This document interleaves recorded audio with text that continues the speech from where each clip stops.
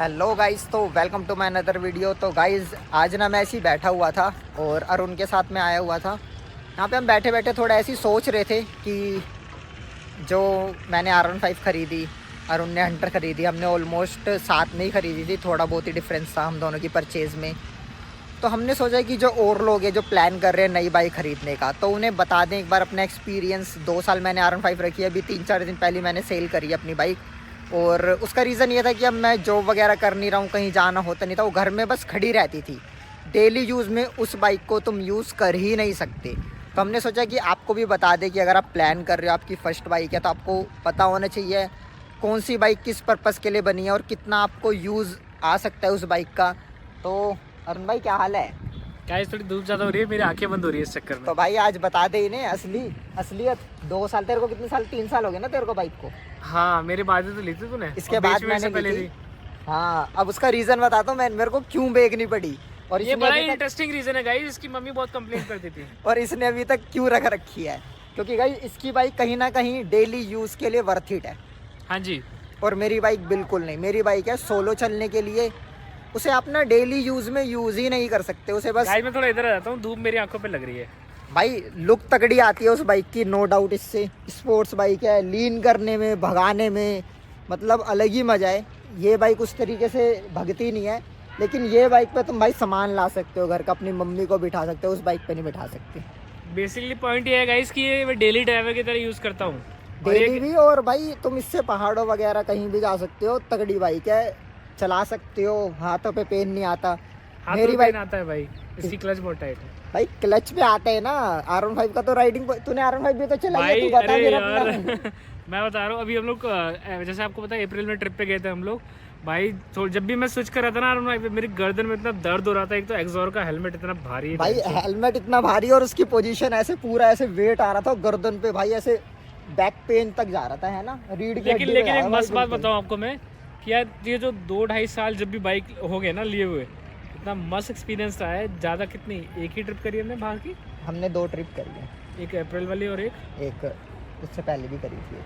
अच्छा हाँ, एक और करी थी गाइस। अच्छा, एक मैंने अपने कॉलेज के फ्रेंड के साथ करी थी। मतलब आपने देखा होगा, चक्राता वाला ट्रिप करा था मैंने, उसमें अरुण नहीं था हमारे साथ। लेकिन गाइस जो बाइक चलाने में लेकिन जो मज़ा आता है ना पहाड़ों पे लिटा लिटा के, मतलब इसे आप इतना नहीं लीन कर सकते, क्योंकि हंटर का कहीं ना कहीं स्लिप होने का डर रहता है, हाथ से निकलने को तैयार होती है। उस बाइक में आपको ग्रिपिंग बहुत अच्छी मिलती है, आप बिल्कुल लीन कर सकते हो, भगा सकते हो। अगर आपको सो के बाइक भगाने का, लीन करने का, कट वट मार के निकालने का, तो भाई साहब बहुत मज़ा आने वाला है।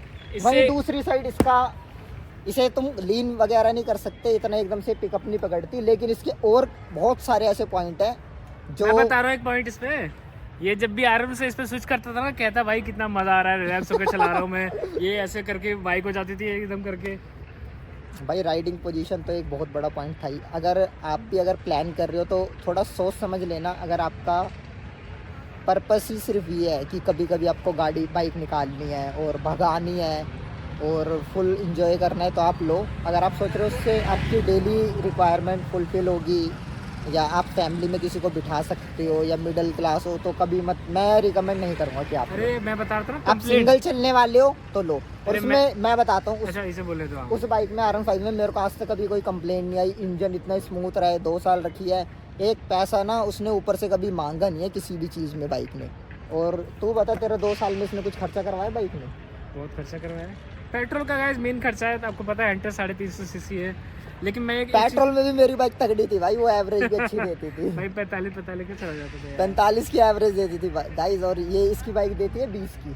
नहीं, इतनी भी कम नहीं है। 25-26 देती है, और मेरी देती है 45। ऑलमोस्ट आधे का फ़र्क है। हाँ, लेकिन एक चीज़ है गाइस कि मेरा जो इस पर एक्सपीरियंस है ना, कि क्या कहते हैं, मैंने देखो मेरी फर्स्ट बाइक थी। मैं बाइक से रिलेटेड एक चीज़ आपको बढ़िया बताता हूँ जो मेरी बाइकिंग करियर की रही है। मैंने ना बाइक की टेस्ट ड्राइव ली थी, ना इसे कभी बैठा था, ना बस ऑनलाइन देखी थी, एक बार सामने देख ली और इतनी पसंद आई। और इससे पहले मैंने कभी बाइक ही नहीं खरीदी, ना साइकिल खरीदी, ना कुछ खरीदी भाई। अच्छा। सीधा बिना टेस्ट ड्राइव लिए सीधा शोरूम इवन बुक करी, 50,000 पे किए, पूरी गाड़ी बन के आके तैयार होके जब पूरा परचेज हो गया, तब जाके मैंने बाइक चलाई पहली बार हंटर। भाई साहब ये तो मतलब कुछ अलग ही था। मतलब मैंने तो चला रखी थी, और मेरे को ना मेरे दोस्त ने निंजा 300 ली थी, तो उसकी बाइक मैंने चलाई थी। तो वो जो स्पोर्ट्स बाइक का ना मेरा बचपन से मन था, और वो चीज़ मैंने अपना पूरा करा। गाइस एक बार स्प्लेंडर से भी स्पोर्ट्स बाइक बना रहा था ये कॉलेज टाइम पे, घुटने रगड़ गए थे। तो मतलब एक बार वो मन की चीज़ पूरी हो गई। तो अब देखते हैं, मैंने बाइक बेच के अब स्कूटी खरीदी है जो कि घर के सारे कामों में बहुत यूज़फुल होती है। एक अल्टो खरीदी है जो कि बेसिकली मैंने अपने काम के लिए ख़रीदी है। जैसे डे टू डे मेरा वर्क होता है, शूट वगैरह का, लड़कों को भी ज़रूरत होती है, सामान लेके इधर उधर जाना होता है, तो कैब वगैरह करके जाते हैं, काफ़ी ज़्यादा एक्सपेंस आता है उसका कैब का। तो अब मैं अपनी गाड़ी दे सकता हूँ उन्हें ले जाने के लिए। तो बाकी इन फ्यूचर में प्लान करते हैं बड़ी गाड़ी का। तो हमारे साथ बने रहिए और अपना प्यार बनाए रखिए।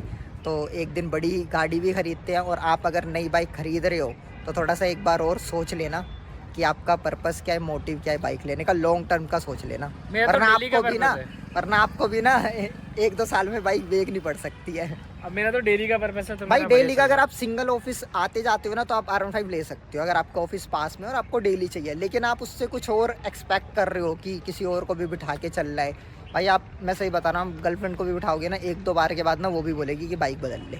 लेकिन इस बाइक पे भाई खुश रहेगी वो बिल्कुल। भाई एकदम मस्त है। और मैं आपको बताता है, एक बार मैं घर गया, इसके क्या कहते हैं, आंटी इतना कंप्लेंट कर रही है, अरे क्या करेंगे इसमें बैठ के। यार मम्मी पापा तो आज तक बैठे ही नहीं मेरी बाइक पे कभी। मतलब उन्होंने बस देखा कि मैंने ले आया हूँ बाइक। और भाई लड़कियां वड़कियां भी यार, वो तो मैं बिना बाइक के भी पटा लेता हूँ, खैर ऐसी कोई दिक्कत नहीं है गाइस। वो तो तुम्हारे अंदर टैलेंट होना चाहिए। थोड़ी सी कमी रह गई मेरे अंदर टैलेंट की। तो गाइज ये हमारा पर्पस था आपको थोड़ी सी क्लियर करने का चीज़ें। आई होप आपको कुछ बेनिफिट मिला हो अगर आप बाइक नहीं परचेज़ करने जा रहे हो, R15 या हंटर। मतलब R15 या हंटर की बात नहीं है, स्पोर्ट्स वर्सेस क्रूज़र बाइक, मतलब इसका कंपैरिजन कर लेना और अपनी रिक्वायरमेंट के अकॉर्डिंग चीज़ें परचेज़ करो। पैसा बहुत मेहनत से कमाए जाते हैं, तो सोच समझ के इन्वेस्ट करो। तो मिलते हैं गाइज नेक्स्ट वीडियो में। Till the end take care, bye bye.